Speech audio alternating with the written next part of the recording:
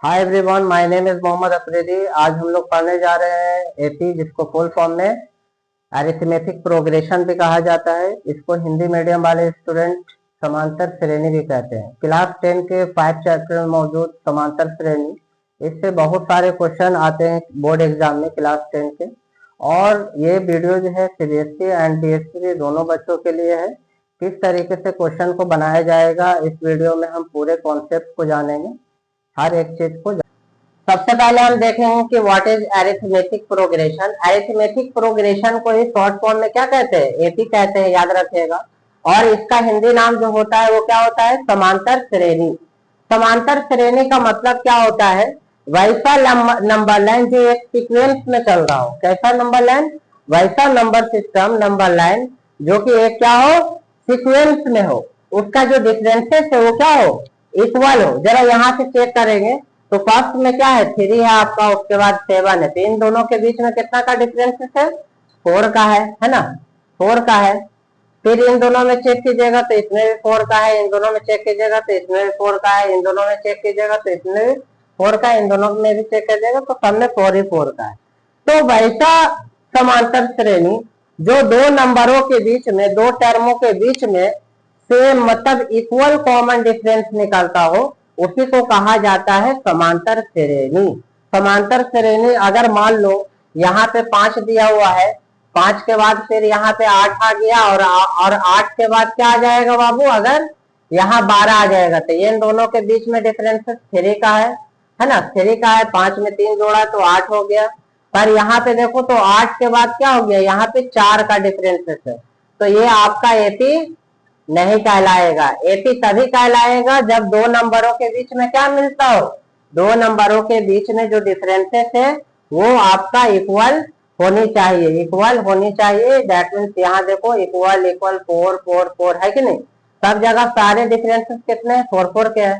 तो वैसे number line जिसका डिफरेंस जो हो बराबर हो, क्या हो? डिफरेंसेस जो है वो बराबर हो, वैसे श्रेणी को क्या कहा जाता है? अरिथमेटिक प्रोग्रेशन, जिसको हम हिंदी में क्या कहते हैं? समांतर श्रेणी। जैसे सेकंड में भी चेक करके देख लो तो इन दोनों के बीच में 4 का डिफरेंस, इन दोनों के बीच में 4 का डिफरेंस, इन दोनों के बीच में 4 का डिफरेंस, इन दोनों के बीच में 4 का डिफरेंस, इन दोनों के बीच में 4 का डिफरेंस।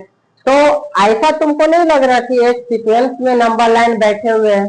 जितने भी नंबर है 4 8 12 16 20 24, ये सारे नंबर जो है एक सीक्वेंस में बैठे हुए हैं और इन दोनों सभी नंबरों के बीच का जो दूरी है वो इक्वल है ना? क्या है? इक्वल है। तो वैसे तो एपी का मतलब होता है पद, याद रखिएगा। अब टर्म होता क्या है? टर्म को डिनोट ए से किया जाता है, याद रखिएगा। जैसे फॉर एग्जाम्पल में हम एक समांतर श्रेणी ले लिया। जब तुम देखोगे समांतर श्रेणी, ये पहचानने के लिए तुमको बता चुके हैं कि समांतर श्रेणी कौन होता है कौन नहीं होता, है ना?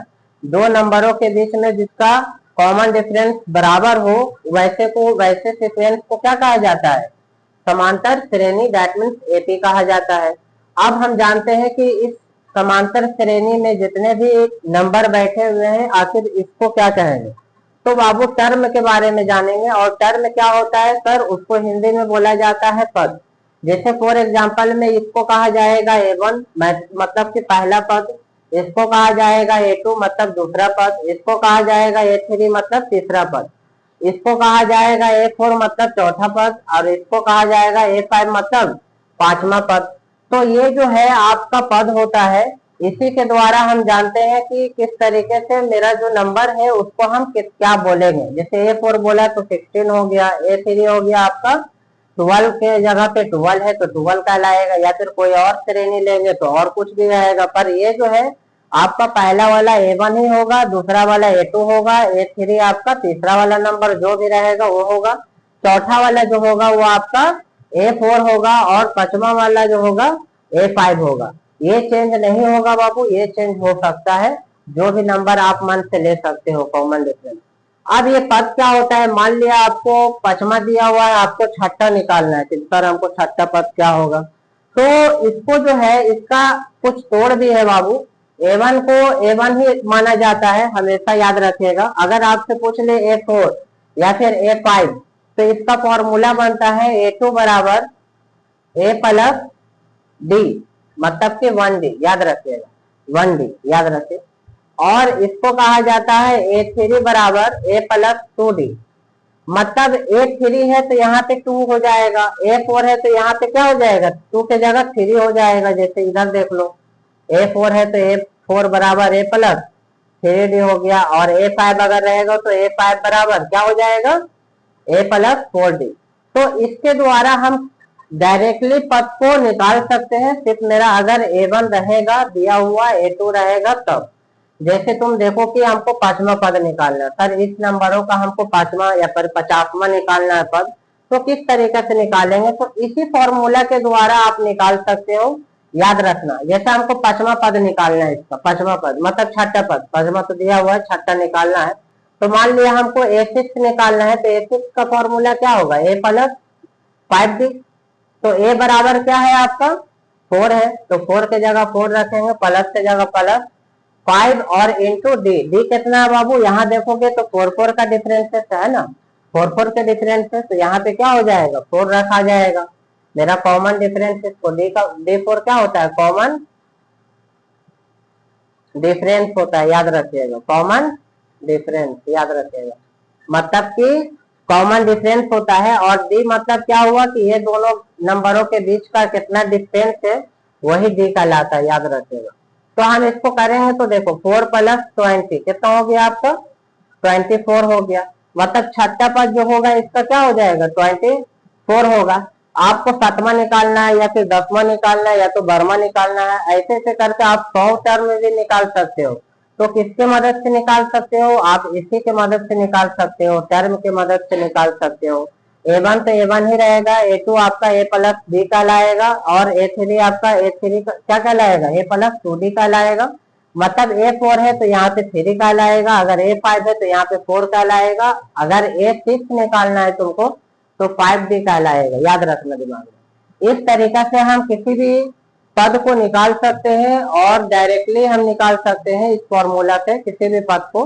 मान लिया आपको A50 निकालना, 50वां पद, इस श्रेणी का 50वां पद मेरा क्या होगा, तो आपको पता तो नहीं है, तो A50 बराबर क्या हो जाएगा, A प्लस 49D। अब जैसे जैसे आपको फॉर्मूला पे बनाया है उसी फॉर्मूला पे A को A के जगह पे रख दो, और 4 यहाँ पे 49 हो जाएगा, सॉरी यहाँ पे 50 की जगह पे क्या हो जाएगा 49, एक घट गया तो 49D, और इसके जगह पे 49 का 49 रहेगा इंटू डी, डी आपका 4 था, 4 रख दो, आपका 50वां पद एकदम निकल जाएगा हर हाल में। तो इसके द्वारा हम किसी भी पद को निकाल सकते हैं, कितना ही भी पद को निकाल सकते हैं, क्योंकि पद जो होते हैं इसी बेस पे निकलते हैं। अब हम पढ़ेंगे इसके बारे में कि किस तरीके से डी निकाला जाता है।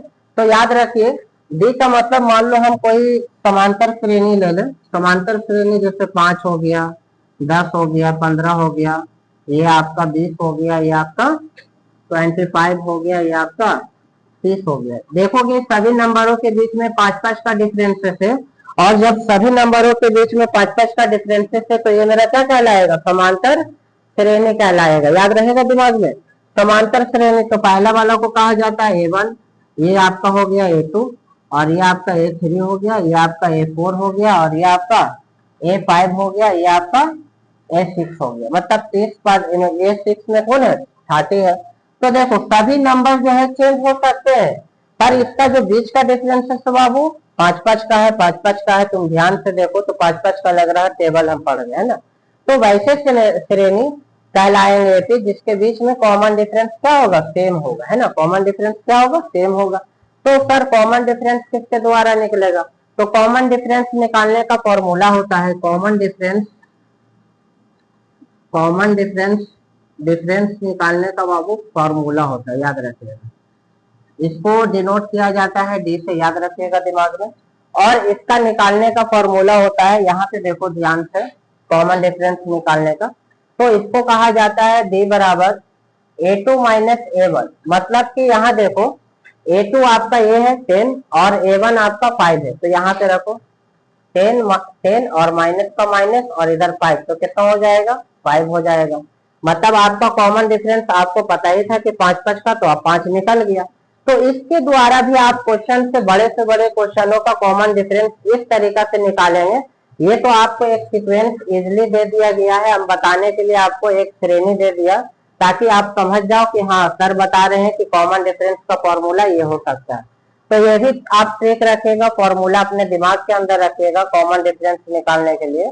और ये जो टर्म तोड़ने के लिए आपको सिखाया है, टर्म कितना ही बोले आपको निकाल लेना है, पर आपको डी पता होना चाहिए। और डी निकलेगा किसके द्वारा? इस फॉर्मूला के द्वारा निकलेगा। मान लो हमको इसके और इसके बीच में कॉमन डिफरेंस निकालना है, तो कैसे निकालेंगे सर? तो आप पहले 6 रखना, उसके बाद क्या रखना? 25 रखना। तो यहाँ पे पहले 30 और माइनस 25, तो डी आपका क्या निकलेगा? 5 ही निकलेगा। तो ये तो श्रेणी है ही है, समांतर श्रेणी है ही है, तो इसके बीच का कॉमन डिफरेंस क्या निकलेगा? सारे नंबरों के बीच का कॉमन डिफरेंस 5 ही निकलेगा। तो इस फॉर्मूला के तहत आप बड़े से बड़े क्वेश्चन को हल कर सकते हो, उसके कॉमन डिफरेंस को निकाल सकते हो। इसलिए हम इसको बता दिया है ताकि आपके एग्जाम में कभी भी अगर पूछ ले कि डी निकाल दो, ए क्या होगा, A1 क्या होगा, डी क्या होगा, आप इसको बताइए हमको। और आपसे पूछेगा ही, आपके क्वेश्चन जो है आपके आएंगे बोर्ड एग्जाम में तो इसी तरीके से आएंगे कि आपसे डी निकालने बोलेगा, ए निकालने बोलेगा, 50वां पद निकालने बोलेगा, कभी कभी 100 पद निकालने के लिए बोलेगा। तो आपको घबराना नहीं है। आपको अगर 100 पद बोलेगा तो ए 100 कर देना है ना, ए 100 बराबर क्या होगा? 1 प्लस और 100 में 1 घटा दिया तो 99 इंटू क्या हो जाएगा? डी। और डी तो आपको पता है कि इसके द्वारा निकलेगा, है ना, इस फॉर्मूला के द्वारा निकलेगा। तो डी इसके द्वारा निकाल लेना, बाकी जो है 99 उससे गुना करके, ये तो आपको पता है पहले श्रेणी दिया हुआ रहेगा। तो आपको श्रेणी दिया रहेगा। कभी कभी ये भी पूछ सकता है कि ये बताओ ये समांतर श्रेणी है कि नहीं है। तो समांतर श्रेणी पढ़ाने के लिए आपको पहले ही बता दिया, पहचानने के लिए पहले ही बता दिया क्वेश्चन में कि समांतर श्रेणी किस तरीका से निकाला जाएगा। समांतर श्रेणी ज्यादा कुछ नहीं आपको करना है, बस आपको ये चेक करना है कि इन सारे नंबरों के बीच में कॉमन डिफरेंस सेम है या नहीं है। अगर नहीं होगा तो इट इज नॉट एपी, इसको आप एपी नहीं बोलेंगे। अगर कॉमन डिफरेंस आपका सेम रहेगा तो आप क्या बोलोगे कि दिस इज एपी और ये एक एपी है, समांतर श्रेणी है। याद रखिए दिमाग में।